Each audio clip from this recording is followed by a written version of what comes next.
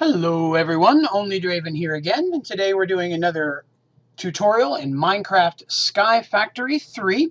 Today we're going to be showing you how to do an automated mob spawner. This is just one of many designs, but it's a very simple and basic one to kind of get you started early in the game once you get a little bit of resources under your belt.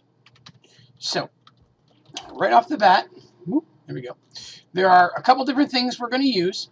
Now, I'm going to let you know I did the heavy lifting already. I already built the outer frame of the design, and I'm going to kind of show you how I built it here in a minute, but we're going to talk over the different components that you're going to need other than just basic cobblestone and cobblestone slabs. So you're going to need spikes. This is what the mobs are going to fall on.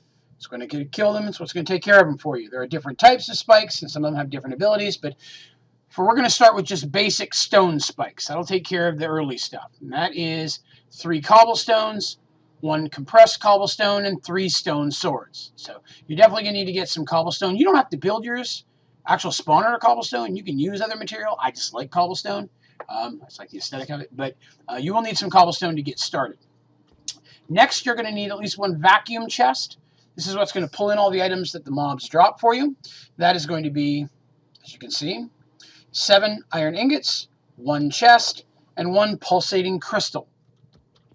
Next is going to be an item conduit. You need at least 1 of these, more depending on how far away you want your chest to be. This is just going to be 6 conduit binders and 3 pulsating iron nuggets. And you'll need a few of those. Okay? Of course, you're going to need at least 1 or 2 basic chests. That's just wood in a circle there. You're going to need at least 9 levers for the design that I have, which is stone and sticks.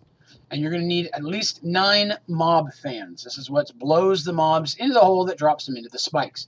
That is 4 iron ingots, a redstone, and 4 stone slabs. So that is basically everything you're going to need other than just cobblestone or the building material of your choice. Okay? So we're going to go ahead, and before we actually add all those to our shape, we're going to look at just the basic design. Now, your mob spawner has to be a minimum 30 spaces away from your spawn point. To enable mobs to spawn, you're going to need at least 30. You can build it further if you like. You can go certain high, certain low, as long as you're not too far away, too close. But 30 is the big one. So I like to do mine with an internal space of 9 by 9. As you can see, I put 9 stone spikes in the bottom, filling that completely. That torch is just there for now to keep mobs from spawning while we're kind of giving you some examples here. Okay, we're going to go ahead and grab our materials. These are the things that we just talked about making. Got a couple extra cobblestone in there for the fun of it. All right, so spikes are already in the bottom. Okay, now for design, you can do this several different ways on top. I like to do it 3. Okay, as you can see, you want to make it at least 3 high inside, so you get your enderman and everything to spawn. The bottom layer, I like to do slabs and not full blocks, because I like to be able to kind of see what's going on there should I need to. I like to put slabs around the outside because mobs will not spawn on that. Okay, and like I said, I do mine on 3 separate sides as an example there. So important, please put torches on top, so that way you don't have to worry about mobs spawning up there. So once you kind of get it built, you've got the overall shape, and you could do an extra 4th side if you wanted to, or you could just do 1 or 2. Doesn't have to be this big. This is just the design that I like. Okay, you want to get rid of the torch inside, and then you're going to go ahead and you're going to put cobblestone here, and this is where our vacuum chest is going to be. Okay, next, put a couple chests down here. That's where the items, when the mobs fall down, spikes kill the mobs. Vacuum chest gathers those items and is going to put them into the chest. Now, to get them from point A to point B, you're going to use the item conduit. You're going to pop that right there. Now, item conduits, it's not going to work just after you put it on there. As you can see on the side, there's an arrow here pointing this direction and an arrow pointing this direction. That means items are going to come out of here, items are going to come out of here. Well, that's not going to work. You want them to go in. Okay? So there's a couple settings we're going to change. On the actual space right here, on the little gray square, you're going to right-click on that. You want to turn your redstone mode to always active. That way it's always on. And the primary setting of extract is correct. You want it to extract things from this block. Now you're going to do the same thing down here. You're going to turn it redstone on, always active, but you're going to change this one to insert because we want it to put things into the chest. Now as you can see, the arrows have changed down here, so now it's coming out of here and into the box. And that's all there is to get the items going through. And if you want, you can run the pipe further. You can put other chests. You can stick more item conduits here, put a second chest, so you've got multiple, depending on how often you feel like checking it. And that's it to get the basic part down the top. Then we just need to get the actual spawner itself. Now I'm doing this in creative, just for simplicity's sake, but you can do it, of course, in just standard. Now, don't fall in the hole. There's some spikes down there. They will kill you. All right. So over here, now we have to start putting down our mob fans. Now you want to do these from the inside so that they're facing inward. We're going to do 3 of them on each side. Okay. Now, get rid of those torches as well.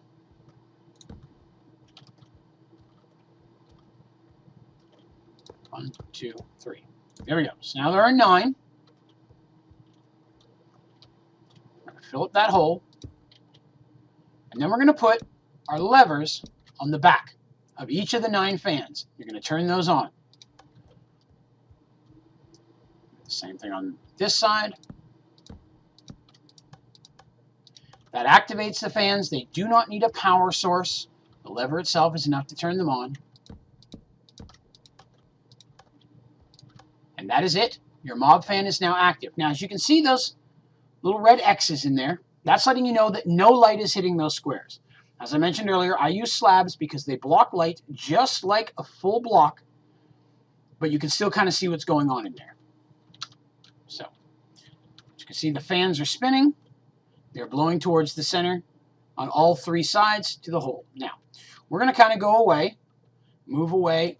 We're going to let some stuff spawn. Now, if you look at your map up in the top right-hand corner there, you'll see your mob spawner over there. Eventually, red dots will start showing up. That's going to be your mobs. That's letting you know they're on there. Now, I like it at nighttime. We're going to switch it to night. And then it's just a matter of waiting. We're just going to kind of sit here and let some mobs spawn on there. And they won't be on there long, because if this is working correctly, it should blow them right down into the spikes. So, and we will time lapse. Alrighty, so I've gone ahead and I've let a little bit of time pass here. That way some mobs have spawned and they've disappeared. As you can see, ooh, there's a compressed creeper that popped up in there. They're just kind of popping up and then slowly falling down into the spikes. And it can take a little while. Sometimes the fans take a few of them up there to blow them into each other. If you want, you can make it a little bit smaller. That can sometimes help the fans be a little stronger and go faster. But I don't have much issue. I just chose this length approximately. So, again, after they've had some chance to spawn, you're going to move your way in here. Just go ahead and check in the chest. And as you can see, items are popping up right inside of there. This is the mobs as they are spawning. They are dying on the spike. The items are falling right into your chest. You can come in here and you can gather your stuff out whenever you like. You'll start getting loot bags, and you'll start getting some of the more harder to get, especially ender pearls. That's a great source of getting a decent amount of ender pearls early on. But that's all that's involved with building an automated mob spawner. Again, you can fine-tune the design of the actual structure itself. The main components are going to be the same either way. I hope this was useful. Now, if you have any other questions, feel free to throw them in the comments. If there's something specific that you'd like to see a tutorial on, please let me know. Please also remember to like this video if you enjoyed it and subscribe. I've definitely put several of these out already. Feel free to check out my other ones. There's some links in the credits. And thanks for watching. Have a good day.